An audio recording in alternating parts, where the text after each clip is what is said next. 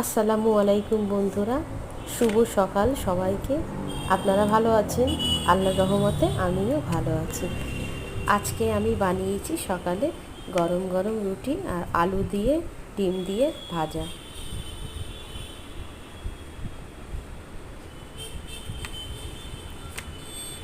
কারা কারা রুটি আর ডিম আলু ভাজা পছন্দ করেন তারা অবশ্যই আমাকে কমেন্টে লিখে জানাবেন।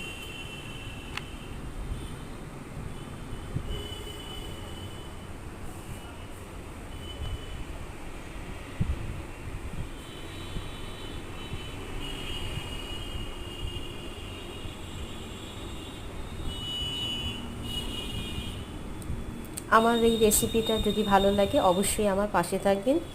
ভালো থাকবেন বন্ধুরা। আল্লাহ হাফিজ।